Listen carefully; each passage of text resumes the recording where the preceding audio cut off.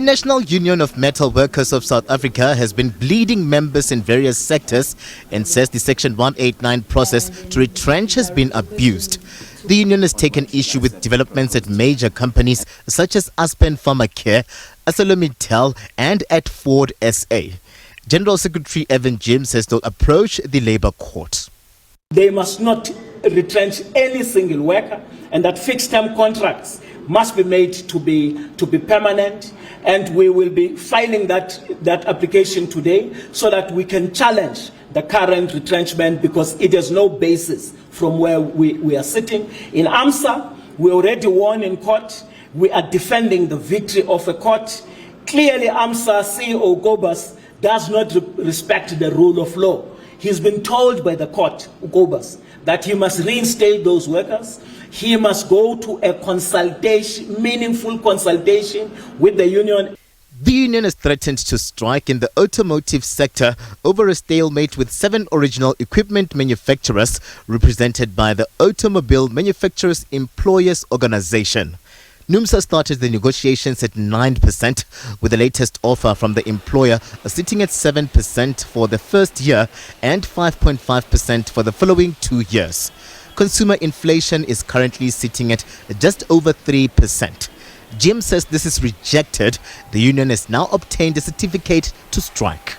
What we're rejecting from employers is 7%, 5.5, 5.5. We're happy with 7% in the first year. We can live with that. But we do not agree that workers must be given 5.5, 5.5. Employers must bring that 0.5%, and we can have 7, 6, 6. We can close these negotiations with the current package that we've been able to negotiate. That's the bone of contention that we are fighting about. And it's irresponsible for employers to plunge the industry to a strike for a 1% over a period of a 3 year. This money they can pay to workers and then manage their production. They will recover this 1% over a period of a 3 year.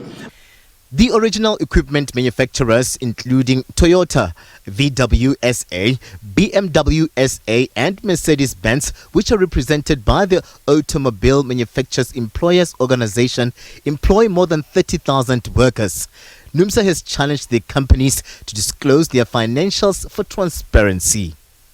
All the 7 OEMs must disclose how much money they have generated out of government incentive in the form of automotive investment scheme and the other incentives such as volume assembled location allowance, VALA.